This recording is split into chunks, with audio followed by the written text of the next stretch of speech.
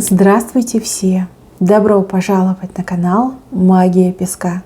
Дорогие мои зрители, с вами, как всегда, ваша Ольга. Всех вас сердечно благодарю за то, что зашли на мой канал, смотрите мое видео, за ваши прекрасные комментарии, за ваши лайки, за вашу помощь, за ваши донаты. Земной вам поклон. И пусть небеса пошлют вам в миллион раз больше, чем вы даете мне. Да будет так и никак иначе. Аминь. Мои хорошие, сегодня предлагаю вам отсыпочку на такую тему. Кто будет предлагать вам отношения? И какие отношения вам будут предлагать? Загадайте, пожалуйста, на себя и загадайте, пожалуйста, свой срок. Я прошу высшие силы дать мне возможность ответить на все ваши вопросы и послать для вас только самую важную, нужную и полезную информацию.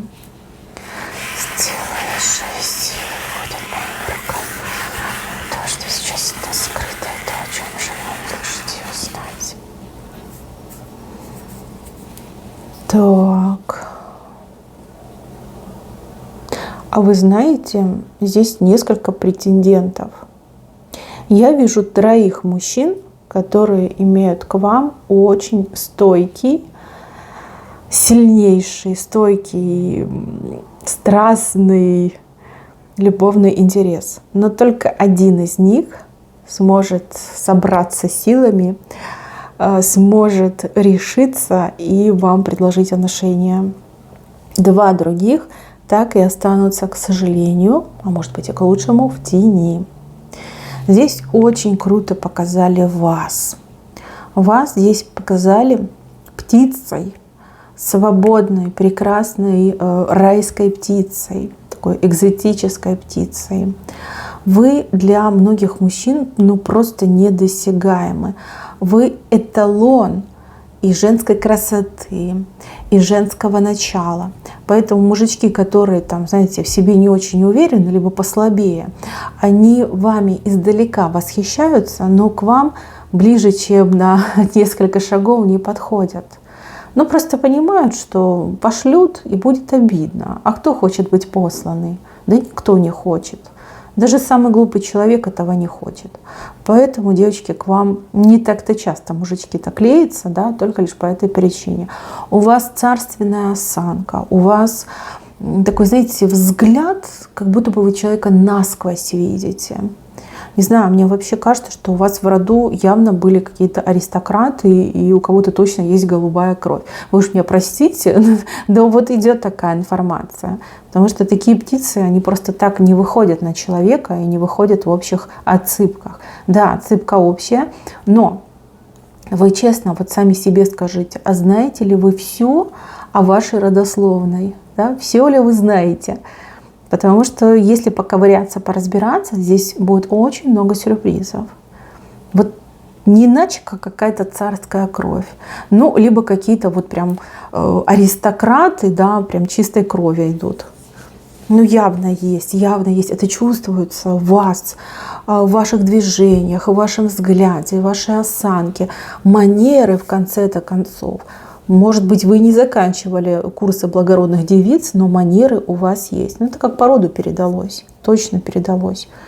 Вы кушаете очень красиво, аккуратно, и разъясняетесь очень правильно. И какой-то этикет, да, может, и не учили вы никогда этот этикет, но почему-то вы об этом знаете. Ну, либо интуитивно чувствуете, тоже передалось по роду.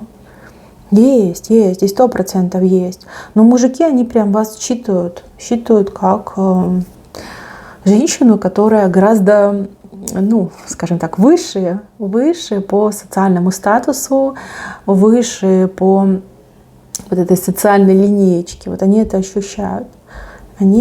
Смотрите, чем старше вы будете становиться, тем больше будут проявляться в вас вот эта стать, да, царская стать, назовем это так. Да, вы как хорошее такое вино, да, женщины часто сравнивают с вином, благородное, хорошее, крепленное вино. Вот и вы такая. То есть с годами вы только краше становитесь. лучше. От вас вот прям веет такой шикарной, дорогой женщины. Ну, в хорошем смысле этого слова. Даже если вы очень молодая девушка. Поверьте, с возрастом вы все лучше и лучше будете становиться. И себя вы будете вот прям видеть такую, как вы есть. Так, ну кому интересно, поковыряйтесь в своем роду, поверьте, вам понравится то, что вы найдете. Вот я вам гарантирую. Так, что вам важно знать? Во-первых, вам важно знать, что есть мужчина, который был, но куда-то сплыл. Ну, опять же, вы все разные. Мужчины сейчас рядом нет, но он вас честно пытался забыть, но не смог. И уже никогда не сможет. Так и пронесет любовь к вам через всю свою жизнь. Я не вижу у вас с этим мужчиной каких-то возможностей на то, чтобы объединиться, сойтись. Я думаю, что вы его не захотите, потому что если бы он был вас достоин, скорее всего, вы бы были с ним. Но раз вы не с ним, значит, не ваш он человек. Но любить он вас будет до последнего вздоха. Это вы должны знать. И еще один момент, о котором вы обязательно должны знать. У вас есть женщина-враг. Женщина, которая страшно вам завидует. Завидует, ну, прям всему, целиком и полностью всему завидует то, что есть у вас, тому, что вы имеете, чего добились, как живете, где живете, с кем живете, чем занимаетесь. Он прям всему завидует. Вы скажете, мне нечему завидовать, да, не такая уж у меня шикарная жизнь. Но поверьте, эта женщина, она одержима ненавистью и завистью к вам. Опасна ли она для вас? Ну, в какой-то мере да. Потому что ненависть – это ужасно токсичное чувство. Люди, которые ненавидят и завидуют, они способны на любые гадости и пакости. Вам нужно быть поаккуратней, поосмотрительней и желательно еще и как-то себя защищать. Может быть, магическим путем, может быть, с собой что-то носить на всякий случай. Ну, знаете, как береженого Бог бережет. Вы уж там сами подумайте. Женщина, кстати, это неоднократно пыталась на вас магическим путем воздействовать. Пыталась. Но поскольку я вам уже изначально сказала, да, кровь у вас необычная, магия не так-то просто к вам прилипает, либо не воздействует на вас таким образом, каким бы воздействовала на любого другого человека. Как вы можете понять, была ли на вас магия направлена? Это касалось вашего здоровья. Какие-то болезни, состояния, то, что вы пережили. Знаете, неожиданно вот заболели чем-то, какой-то диагноз неожиданный вам поставили, там, сильно поправилась, либо наоборот сильно похудела. Вот это все была магия. Магия была направлена на полное уничтожение, но поскольку кровь у вас сильная, да, вот выходила в виде болячек, либо таких болезненных состояний. Смотрите, она делала, и не исключено, что делать еще будет. Поэтому оберег, да, в виде молитвы, либо в виде амулета лучше все-таки с собой носить. Да, от греха подальше лучше с собой носить. Да, тоже вы должны про себя знать. Кто вам эта женщина, я не могу сказать, потому что все-таки общая отсыпка. Но вот где-то она постоянно вас наблюдает. И, кстати, очень много знает о вас, о вашей жизни. Очень много. Ну, теперь давайте пройдемся по мужчинам. Мужчина номер 1. Невысокого роста, такой худощавый. Невысокий, худощавый. На лицо старше, чем он есть. То есть по паспорту, например, там ему, ну, допустим, пример, да, не цепляйтесь к цифрам, просто пример. По паспорту ему, допустим, 30, а выглядит на все, не знаю, 45 или 55. Да, прям совсем как-то старичком выглядит. Плохо выглядит. Мужчина то ли с таким тяжелым прошлым, то ли он какой-то прям, как бы это сказать, ну не бомж, а скорее как часто куда-то ездил, переезжал, может быть, где-то на вахте работал. Он такой человек. Здоровье у него неполноценное. Явно были какие-то болячки. А может, даже в свое время он очень сильно пил, да, подорвал свое здоровье. Сейчас я не вижу, чтобы он пил, но здоровье подорванное мне идет. Вот этот мужчина, он давно на вас глаз положил, вы ему очень нравитесь, вы для него как муза идете. Вот он не подойдет, не подойдет. Если бы у него была возможность вам предложить отношения, ну он бы вас сразу под венец, сразу, да, не раздумывая, сразу бы под венец повел. То есть жену такую бы, как вы, он хотел, мечтает, по крайней мере. Кстати, возможно, он уже женат, но мечтать ты не запретишь, да? Вы, конечно, его муза. Любит он скорее не вас, а вот этот ваш идеальный образ, который у него там на подкорочке отпечатался. Не подойдет. И мне еще кажется, что он еще избегает как-то подходить, в принципе, близко к вам. Издалека, да, любит, наблюдает, но близко не подходит. Он боится вас. Он понимает, что он вам не ровня. Он понимает, что нечего предложить такой шикарной женщине, как вы. Даже, знаете, не буду эту женщину обижать, предлагая ей отношения, потому что понимаю, я не потяну. Да? И такую шикарную я точно не потяну. Вот, в принципе, молодец, молодец, головой дружит. Ну, вы бы тоже на него, скорее всего, внимания не обратили, вообще не ваш типаж, и не о таком мужчине вы мечтаете. Так, номер 2, мужчина номер 2. Здесь холеный мужик, сразу говорю, холеный, ухоженный, он либо с мамой живет, либо долго жил с мамой, но сейчас он с какой-то женщиной живет. Жена, либо подруга жизни, да, гражданская жена. Любит за любовь к себе. Для него на первом месте материальное благополучие. На втором месте это отношение к нему. Да? Он любит тех, кто любит его. Ну и, конечно, мужчине хотелось бы, чтобы им восхищался весь мир. Но не за что им восхищаться всему миру.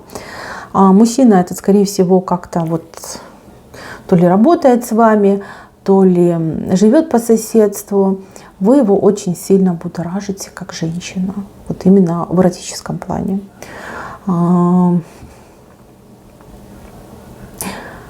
Он, я не могу сказать, что он прям сексуально активный мужчина. Скорее, он ленивый, сексуально ленивый мужчина. Вот, но думая о вас, либо видя вас, он очень сильно возбуждается. Извините за такие пикантные подробности, но что есть, то есть. У кого-то из девчонок отыграется, что это ваш начальник. Начальник, который может делать какие-то сальные намеки, подмигивать, там, прижиматься, притуляться, всячески, значит, вас обхаживать. Значит, девочки, все, что он вам может предложить, это только лишь роль любовницы, не более и не менее. Все другое нет, он не решится. Даже если мы допустим, что он там без ума в вас влюбится, все равно для него деньги и его комфортное состояние в жизни важнее всего. То есть он не захочет, либо чисто физически, наверное, да, не сможет потерять свой комфорт во имя любви. Да. Он такой неравноценный обмен для него, и он на него не пойдет. То есть разделить с вами кровать ок, сделать вам, например, там, хороший дорогой подарок, может быть, но так, чтобы прям взять вас в жены, нет. Ну и тем более он вас, скажем так, скорее всего, не устроит ни в постели, ни как муж. Потому что человек капризный, противный, такой, знаете, истеричка. Мужчина истеричка. По любому поводу он начинает верещать. Он этой женщине, с которой он живет, он весь мозг ей вынес, просто вынес. Она до сроку состарилась, и, я не знаю, этой женщине, наверное, инвалидность пора давать. Вот до чего он ее довел. Так внешне на него посмотришь, холеный, статусный. Да, ничего дурного в нем не видно. Но если с ним пожить, девчонки, это просто бежать, куда глаза глядят. Вот такой мужчина. Он тоже не будет вам предлагать отношения, хотя может намекать. Смотреть на вашу реакцию. Если он вам там намекает, а вы ему там тоже как-то там отвечаете тоже намеком, либо полунамеком, то да, может быть. И то это будет очень такая мутная история. Ему желательно, чтобы вы там прям сама, как говорится, разделись, на него прыгнули, он бы сказал, я ж ни в чем не виноват, потому что она сама на меня прыгнула голая. Что же я мог отказываться, да? Что же я мог поделать в такой ситуации? Пришлось, да, мне пришлось. Я не хотел, меня заставили. Вот. Мужчина, который может в любой момент, кстати, от вас отказаться, откреститься и сказать то, что не-не-не, что вы. Меня напоили, меня одурманили, меня там загипнотизировали. И я не я, и шапка не моя. Ну, такой неблагородный. Мне не нравится такой типаж мужчины. Ну, я думаю, что вам тоже очень такой мужчина, либо такой типаж мужчин не нравится, не понравится. Не ваше, не ваше. Зачем же вам быть просто любовницей, если вы можете быть императрицей? Так, и третий мужчина. Третий мужчина.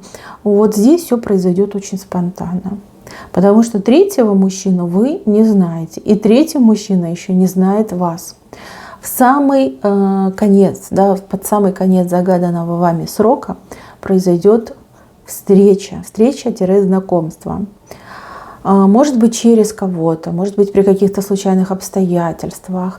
Но это будет как незапланированное что-то, неожиданное и незапланированное. Произойдет знакомство. И вот этот третий мужчина, он очень активно начнет развивать ваши отношения. То есть он начнет с вами общаться, у кого-то лично, у кого-то через переписку. Мужчина начнет звать вас там на свидания, на всякие там выходы в свет, да, в ресторан, кафе, может быть, в театр, да, в какие-то красивые места. И прям мужчина будет управлять всем процессом, да, чтобы поскорее с вами войти в отношения. Мужчина очень боевой, мужчина очень активный, даже в какой-то момент может показаться вам нагловатым, ну, потому что он реально быстрый, да, быстро, все быстро. Познакомились, сходили на свидание, тут же идем в ЗАГС, да, рожаем ребенка, живем вместе, и все у нас сложилось. Вот. Вы, конечно, никуда не спешите, и вас это будет немножечко напрягать. Но этот мужчина будет активно предлагать вам именно серьезные отношения. Отношения, которые приводят к браку. Он даже с первой встречи не будет от вас скрывать, что он очень в этом плане консервативный, придерживается, скажем так, традиционных взглядов, да, на отношения, на семейность. И, возможно, кому-то из девчонок это реально вот не зайдет. Да, если вы девушка самостоятельная, независимая, давным-давно эмансипированная, то, конечно, вам это не зайдет. Возможно, вы даже на этой почве будете с ним иногда спорить. А он нет, он такой прям мужик-мужик. Да, таких еще мужлан называют. Ну, в хорошем смысле слова. Вот, поэтому, девочки, вот такой мужчина идет. На лицо очень симпатичный. А что вас может останавливать, либо смущать, так это его характер. Вот такой вот прямой, да, прямой и жесткий. Ну вот в плане, вот я решил, я мужик, я решил, так и будет. Вот. В целом мужчина хороший, не идет такой работящий, умненький. Конечно, звезд неба не ловит сейчас. Может быть, потом поймает, но сейчас нет. Обеспеченный, в меру обеспеченный. В принципе, у него все необходимое есть. Если что понадобится, так он работы не боится. Он с головой дружит, с руками дружит. Он все и заработать сможет, и сделать сможет. Такой неплохой мужчина. Характер. Характер и манера поведения, отношения. Вот это будет вас смущать. Но этот мужчина борец. Чем больше вы будете ему отказывать, либо чем дальше вы будете от него отдаляться, тем больше он будет к вам воспламеняться, разгораться, ну и, конечно же, вас добиваться. Вот под самый конец вами загаданного срока произойдет знакомство с этим человеком. Я не вижу, чтобы вы одна остались, это сразу я вам говорю. Но счастье, девочки, свое искать надо. Искать. На первого попавшегося понятно, что не стоит соглашаться, хотя если вы чувствуете, что этот мужчина ваш, и вам с ним хорошо, комфортно, чувствуете уверенность в завтрашнем дне, то почему бы и нет? Да? Всегда спрашивайте себя изнутри. Мой, не мой, хочу, не хочу, буду, не буду. Опирайтесь на свою интуицию, опирайтесь на свое внутреннее мышление. Поверьте, вы девочка умная, даже если вам уже и за 70, да, все равно вы девочка, мы все делимся на девочек и мальчиков. Спрашивайте сами себя. И поверьте, вы себе плохого точно уже не выберете. Может быть, когда-то раньше и была такая промашка с вашей стороны, но не сейчас. Здесь и судьба вам плохих не даст, не подпустит к вам. И вы уже, как говорится, наученная, да, поэтому бояться вам уже нечего. Вижу, что личное счастье для вас свыше, видите, по этой огромной плошке над вами гарантировано. Может быть, с этим мужчиной, с кем вы познакомитесь, а может быть, с кем-то другим. Но счастливой вы точно станете. Мои хорошие, на этом все. Спасибо за внимание. Всем пока-пока.